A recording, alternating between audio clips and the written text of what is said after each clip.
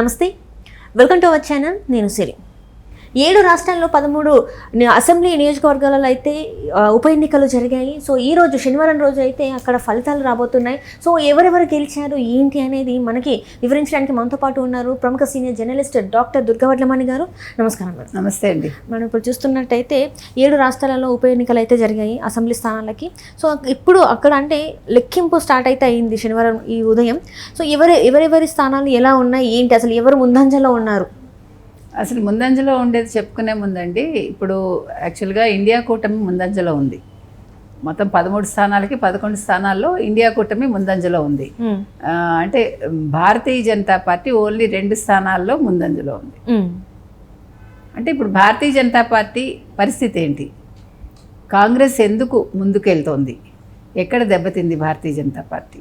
ఎందుకంటే వాళ్ళు చెప్పినవన్నీ కూడా ప్రజలు నమ్మడం మానేశారా, ఇవన్నీ కూడా ఆలోచించాలి. అంటే కొన్ని చోట్ల ఆల్రెడీ తృణమూల్ కాంగ్రెస్ ఉంది, అంటే కాంగ్రెస్ ఉండే చోట్ల కొన్ని చోట్ల వాళ్ళు నెగ్గారు అనుకోండి.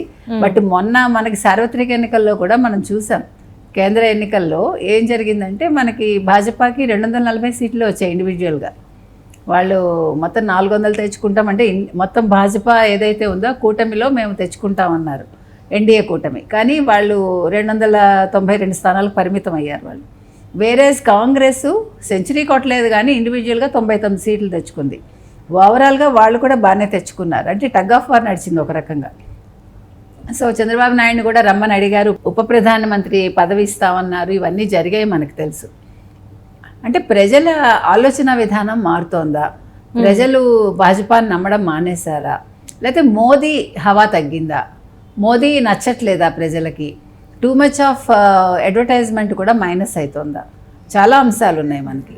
ఇప్పుడు మోదీ కనుక హవా తగ్గింది కాబట్టే 240కి పరిమితం అయ్యారు అనుకుంటే, మరి 2029కి అసలు భాజపా ఉంటుందా, మళ్ళీ కాంగ్రెస్ వస్తుందా అధికారంలోకి?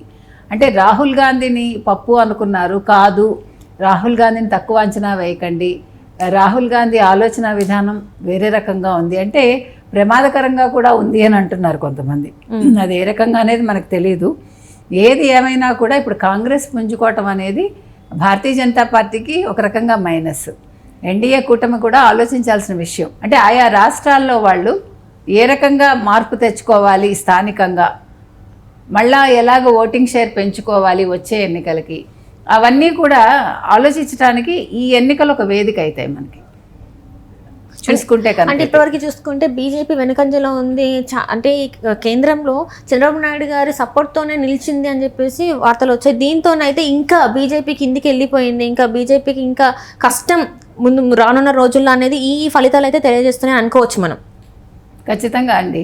కొద్ది గొప్ప అంటే రాను దిగజారటం అంటాం చూడండి, ఆ రకంగా తయారవుతుంది. ఈరోజు పార్టీ నిలిచిందంటే ఇప్పుడు అదే కదా, మొన్నను కాంగ్రెస్ వాళ్ళు అంటే అతను కళ్యాణ్ బెనర్జీ అన్నాడు కదా లోక్సభలో, తృణమూల్ అదే బెంగాల్కి సంబంధించి 2 క్లచెస్ తోటి ఉన్నాడు మోదీ భాజపా ప్రభుత్వం. అంటే ఒకళ్ళు నితీష్ కుమార్, ఒకళ్ళు చంద్రబాబు నాయుడు. అంటే he's not a clutch, he's a sword అంది ఆవిడ బైరెడ్డి శబరి.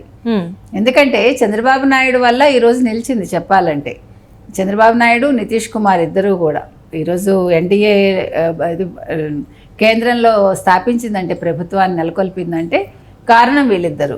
కాకపోతే ఏంటంటే మనకి ఇప్పుడు పదవులు ఇవి కంటే కూడా రాష్ట్ర ప్రయోజనాలు ముఖ్యమని ఆలోచించారు కాబట్టి, హోదా కంటే కూడా ప్యాకేజ్ ముఖ్యమని చంద్రబాబు నాయుడు గారు అనుకున్నారు కాబట్టి ఆ విధానంలో వాళ్ళు వెళ్తున్నారు.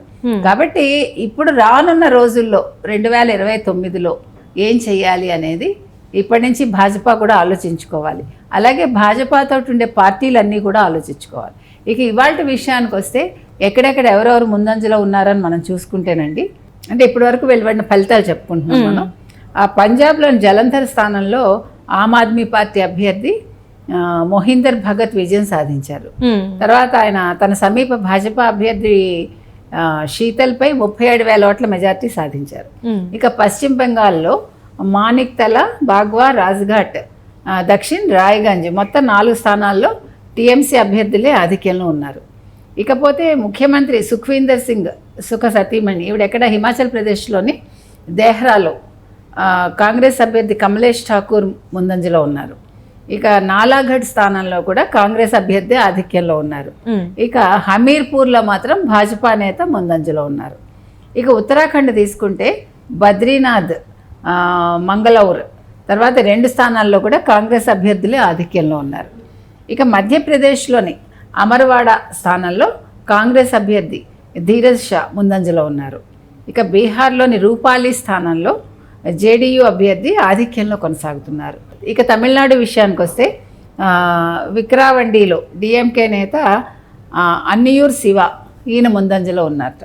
సో ఏ రకంగా చూసుకున్నా కూడా వీళ్ళందరూ అంటే మనకి డిఎంకేనే వస్తుంది. సాధారణంగా ఏంటంటే తమిళనాడులో ఒకసారి ఒక పార్టీ వస్తే ఇంకోసారి ఇంకో పార్టీ వస్తుంది. కాబట్టి డిఎంకేకి రావడం అనేది సహజం. ఈసారి అన్నామలై కూడా ఏం తెచ్చుకోలేకపోయారు కదా. కొద్దిగా ఓటింగ్ పర్సంటేజ్ అయితే బీజేపీకి మొత్తం తమిళనాడులో పెరిగింది అంతే. వాళ్ళు డిఎంకే అన్నా డిఎంకేకి తప్ప మూడో పార్టీకి సాధారణంగా అవకాశం ఇవ్వరు. కాంగ్రెస్ కూడా ఎప్పుడో లేకుండా అయిపోయింది, ఆల్మోస్ట్ ఉంది కానీ పేరుకుంది అంతే. సరే తృణమూల్ కాంగ్రెస్ ఎలాగా వస్తుంది అనుకోండి. ఇట్లా మనం చూసుకుంటే కనుక అయితే కొన్ని ప్రాంతాల్లో అంటే బీజేపీ రావాల్సిన ప్రాంతాల్లో కూడా కాంగ్రెస్ ఆధిక్యంలోకి వెళ్ళిపోయింది. రైట్. అంటే ఇప్పటి వరకు ఈ ఎన్నికలు ఈ ఫలితాలు చూసుకుంటే 2029 ఎన్నికల మీద దీని ఎఫెక్ట్ పడే అవకాశం ఉందంటారా లేదంటారు? అంటే ఇప్పటికైతే ఉంది, ఆ ప్రభావం ఉంటుందేమో అని ఒక అనుమానం మనకుంది. అయితే ఈలోగా ఇప్పుడు సాధారణంగా మనం ఏం ఆలోచించుకోవాలంటే నెక్స్ట్ మోదీ మధ్యలో ఎలాగా ఇప్పుడు 75 ఏళ్ళు దాటితే వాళ్ళు ఉంచరు కాబట్టి బీజేపీకి ఒక నిర్ణయం ఉంది కాబట్టి ఆ రకంగా మోదీ కనుక ప్రధానమంత్రి కాకపోతే, యోగి అంటున్నారు కానీ యోగి కంటే కూడా గడ్కరీ కనుక ప్రైమ్ మినిస్టర్ అయితే ఆయన ప్రధానమంత్రిగా ఆయన కనుక తీసుకుంటే పగ్గాలు మళ్ళా భాజపాని ముందంజలోకి తీసుకొస్తే 29లో మళ్ళా భారతీయ జనతా పార్టీ వచ్చే అవకాశం అయితే ఉంది.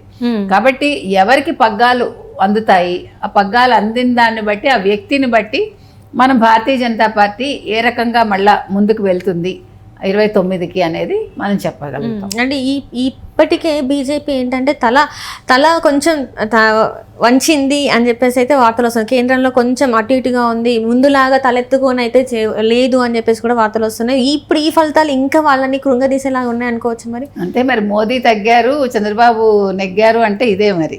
ఇప్పుడు ఎప్పుడు కూడా ఎవ్వరం కూడా రాజకీయాల్లో కావచ్చు వ్యక్తిగతంగా కావచ్చు నా అంతటి వాడు లేడు అనుకోకూడదు.